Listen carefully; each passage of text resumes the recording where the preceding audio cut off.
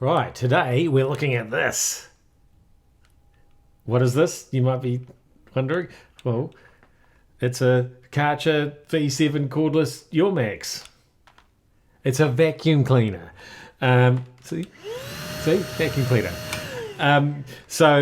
Yes, obviously it's got other bits that join onto it, like this bit here, for example. It's a stick vacuum. Here's the stick. And when I first took this out of the box, this is incredibly light. Like, so light.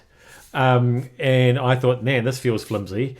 But I've been using this for a while now, and I haven't managed to dent it or even scratch it. Yeah, it's obviously strong as well as being super light. So you know how these things work. That just clips onto there, and then we clip other things onto the end of it, or we can clip things not onto the end of it as well, because otherwise I can't show it to you all on this video. So yeah, we've got you know, the usual attachments, things that look like this. You know, we know how that works. But then I've also got this mysterious thing here. What is that thing? We'll come to that later. See, like this, it's all sealed up in there. So yes, that clips on, but what's that for? We'll come to that later. Here is the wall bracket. So as you can see, the tools fit on there, sort of. They just sort of slide in there. See, and this is I just don't know how to feel about this vacuum cleaner, because some things are so well designed and some things seem kind of janky. So the way that these clip on, they don't actually clip on, they just sort of slide into these slots at the side, and you know, they sort of, that doesn't really go together, looks a bit untidy. You know, and then this thing here, it rotates around like that. But if you were to use it like that, then it'd be upside down. See? So you're obviously supposed to use it like that, because then it's on the right angle. I just don't quite understand what's going on with some of these things.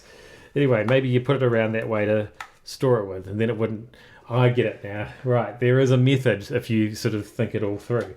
Anyway, let's go and give this thing a try. Oh, I'll show you one more thing. So yeah, the battery just unclips like that, and it means that you can have multiple batteries. The battery lasts quite a long time, about an hour, thereabouts, of continuous vacuuming. That's if you don't use the boost mode, which you do by just pushing on the back there. We'll get to that shortly. Right, here we are at the top of the stairs, which for some reason is the place where the dog decides he always has to go to eat his treats.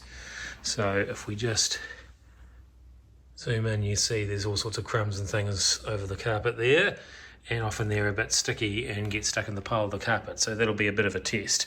But just before I start the vacuum up, see if you can hear this.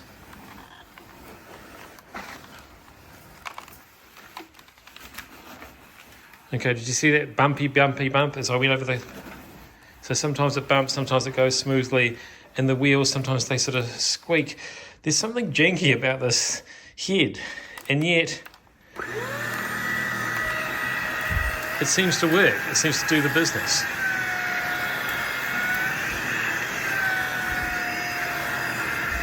And if you really need to, we can put it into boost mode.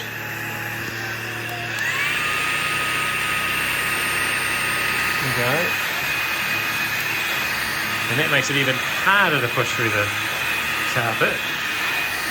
But, you know, it's obviously a lot more suction. Now the rest of the time, we've got a dust sensor here, which is supposedly changing the amount of suction required depending on the surface that you're on. So if we go across the hard floor here, and we can go under there, so that's good, that's nice and manoeuvrable. I've got to hand it to them, they've got that part right. Here we go.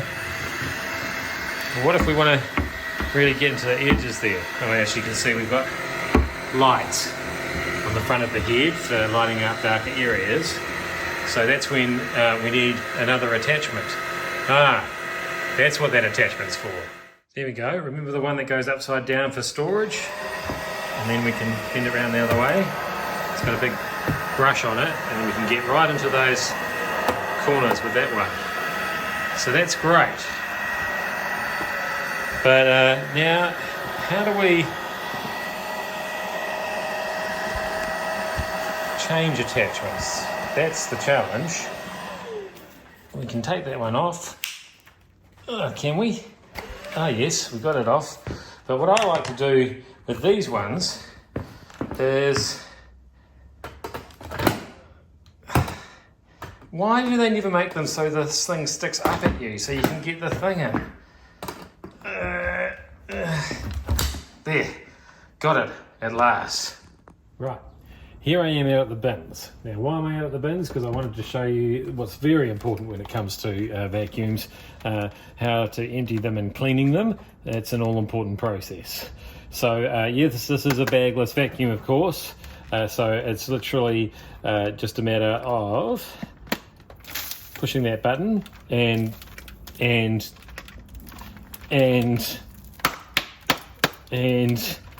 yes, eventually it mostly comes out, right? Yeah, that's relatively painless, I suppose. The thing that I really like about this vacuum cleaner is, and we go back to this attachment that I showed you before. Now, let's put that on, and if you look there, you can see what's inside it.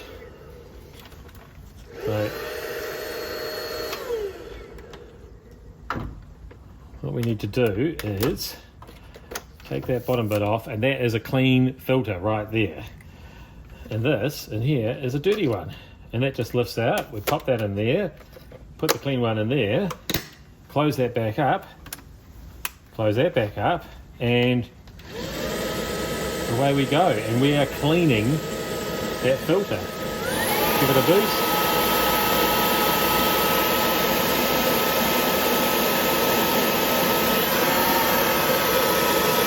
And we're sucking the dust right off that filter for next time. So that is a pretty hassle-free process when it comes to filter cleaning. Now, one thing that isn't hassle-free with this vacuum, unfortunately, is the vacuum cleaner head, which we've already talked about with the noise that it makes as you're using it. But my house, this is a constant problem. Look at that. Yep, I've been using this around on the carpet, and that's where everybody's hair goes. Well, people who have hair anyway. So what do we do about that? How do we get that off? Because it's not going to be very much longer, and that thing's not going to be able to roll around at all. So can we get that out? I'm assuming we can, and I'm assuming that's what this little thing here is for, but I can't make that. So I'm going to have to require another tool to do that. So this is where, again, it's the strange thing with this vacuum cleaner, that we've got some good design and some weird design. And look at this little piece just comes off, and you can see what's going to happen there. I'm going to drop that in the bin, right? So then obviously we can take that roller out, and we can deal to all that and pop it back in again. So that's fine. At least we can actually take it out and sort that out. But it'd be great if A, there was a design that meant that you didn't get all that hair wrapped around that, and B, there was an easier way to take this apart and put it back together again. Just one more thing, which, it just all goes along with the whole, some things seem so well built and some things don't with this vacuum cleaner. So you can lock it into the on position, which is handy, so you don't have to keep pulling the trigger. So we do that with this little locking thing at the side, and we can just slide that into place. And when I say little thing though, as you can see, it's a very little thing. And it, that sort of wobbles around, and I just wonder how long that's going to last. I mean, it hasn't broken yet, so maybe it'll last forever, but it just feels a bit weird. Anyway, generally, I think it's a pretty good vacuum. There are just a few nagging doubts in the back of my mind.